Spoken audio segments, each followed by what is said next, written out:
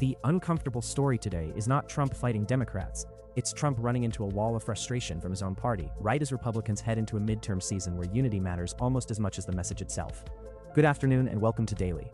Today is one of those news days where the big fight is happening in Washington, but the ripple effects reach all the way to the Middle East, the arts world, and even a World Cup rulebook that managed to produce a completely bizarre first.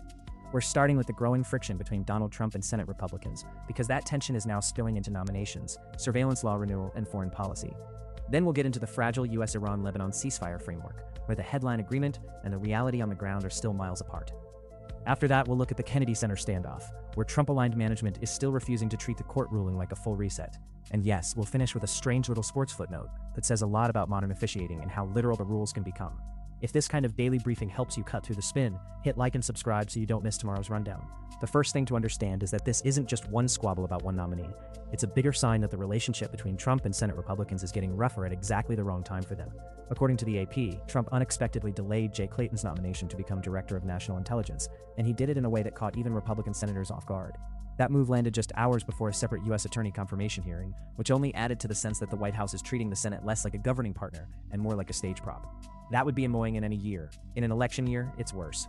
Republicans are staring at a pivotal midterm cycle where they need disciplined messaging, a credible governing story, and at least some appearance that the party can function without constant internal drama. Instead, Trump is revving up old habits, public reversals, social media pressure, and demands that senators fall in line on his terms, not theirs. The surveillance fight is a perfect example. Trump says he won't sign the renewal of a key surveillance law unless lawmakers agree to new conditions. That's a serious lever to pull, because it means he's willing to turn a must-pass national security issue into bargaining ammunition. You can call that leverage if you want. You can also call it the same governing style that keeps making Congress look optional.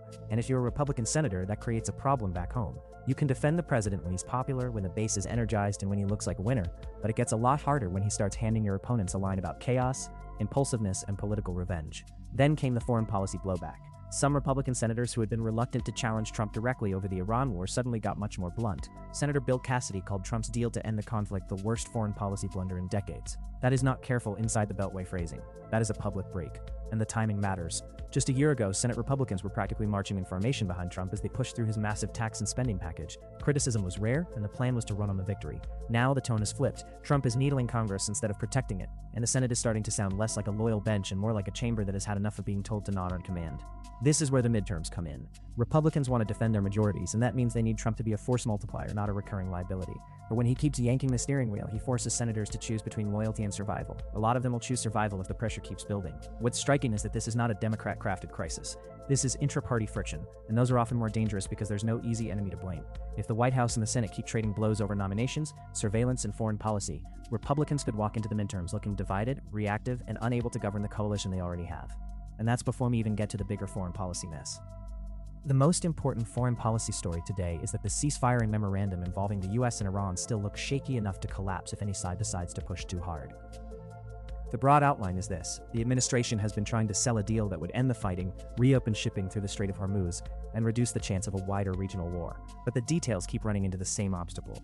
Israel is not behaving as if it is fully bound by the agreement. Hezbollah is not acting like it's been neutralized. And Washington is trying to pretend that a ceasefire exists at the same time the bombs are still falling.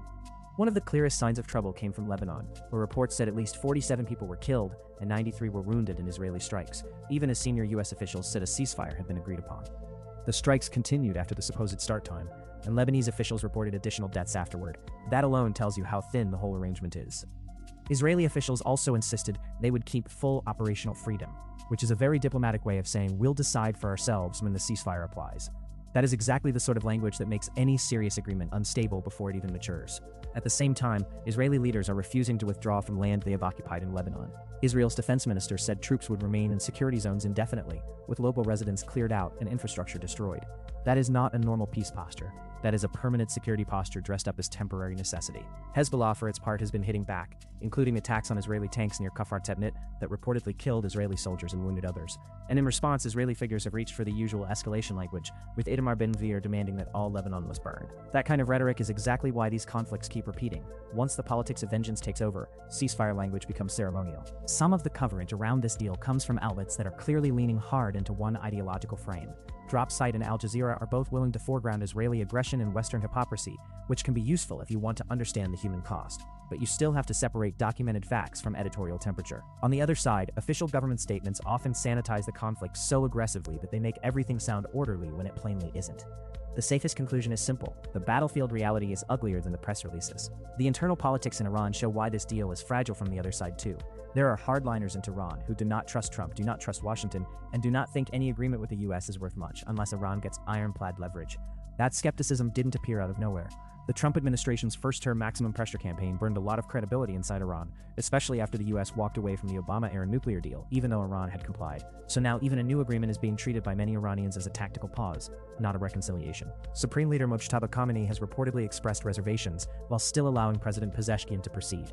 That has empowered the hardliners to argue that the deal is too soft, too dependent on US promises, and too likely to be broken later. Meanwhile, the more pragmatic camp says the economy is hurting, the war is exhausting the country, and some kind of deal is better than open-ended collapse. That argument matters because the economy is a real pressure point. Sanctions, war damage, unemployment, and inflation are all hitting ordinary Iranians, and those costs often get ignored by the people shouting loudest about principle. But the hardliners have their own logic too. They see compromise with Washington as a trap, not a bridge. And then there's the Strait of Hormuz. Any deal that touches shipping lanes, energy flows, and regional security is never just about diplomacy. It is about whether the other side believes you have the power to enforce the deal. If not, then every clause becomes negotiable the moment the first missile flies. So the administration can call this a breakthrough if it wants. Markets may like the headline, but unless the shooting stops, the withdrawals happen, and the terms actually hold, this is still a very fragile piece of paper in a very loud neighborhood. The Kennedy Center story is smaller than the Iran crisis, but it fixed the same pattern. Institutions keep getting used as political battlegrounds, and then everyone acts shocked when the damage outlasts the headline. A federal judge blocked the planned 2-year closure for renovations, but the center's management is now saying it does not have to rush into restoring programming or staffing. In other words, the venue may stay technically open while the stages remain mostly dark. That matters because the court ruling was supposed to stop a shutdown, not create a loophole where public access exists in name while the cultural function disappears in practice. Critics tied to Representative Joyce Beatty argued the center is still acting like it can quietly execute the shutdown by gutting staff and cancellations first, then calling the result compliance. The Trump angle here is obvious. A board dominated by his allies had already become part of the fight, and the building itself got pulled into the symbolism when Trump's name was controversially added and then ordered removed. That kind of branding politics may excite loyalists, but it does a real disservice to institutions that are supposed to outlast any single administration. From a practical standpoint, this is also a reminder that government-adjacent cultural institutions can become expensive, underperforming messes when they are treated like trophies instead of public assets. If a theater is open, it should actually host performances. If it's closed, say so. What Americans should not get is a bureaucratic shrug while management and political allies fight over optics. It's a small story compared to war and elections, but it says a lot about the current era. People in power like control more than they like function. Now for the strangest headline of the day. Paraguay midfielder Miguel Almiron became the first player ever sent off at the World Cup for covering his mouth while talking during an argument. The sequence was simple enough. He and an opponent exchanged words after a foul. He covered his mouth while speaking. The referee checked video review and issued a red card under a new rule that punishes that behavior. On one level, it's almost funny. On another, it's a perfect example of how modern rule systems can become absurd when they try to police every possible edge case. The rule might have a logic behind it, but once a law or regulation gets applied in the most literal way imaginable, you get results that feel detached from common sense. That's not just a soccer issue, by the way. It's a governing issue. Whether it's a new World Cup rule, a surveillance law, or a diplomatic agreement, the people writing the rules always think they've covered everything. Then real life shows up. And in this case, Paraguay still won despite going down to 10 men, which is probably the most sports-appropriate ending possible. The rule was ridiculous. The match went on, and the team just had to adapt. Here's the big picture. Trump's relationship with Senate Republicans is getting more strained, and that is not a small footnote story. It could shape nominations, surveillance law, and how much room Republicans have to maneuver before the midterms. The Iran-Lebanon deal remains brittle. There's a lot of official language about peace and ceasefire, but the battlefield still tells a different story, and both Israeli and Iranian hardliners are behaving like they expect the agreement to fail. The Kennedy Center dispute shows how political power can hollow out institutions even when a court says stop. A building can stay open and still lose its purpose. And the World Cup red card? That one is just a reminder that rules without judgment can turn into spectacle very quickly. So the common thread today is pretty clear. Whether we're talking about Washington, Tehran, Beirut, or a soccer field in California, the gap between the written rule and the real-world outcome is where all the drama lives.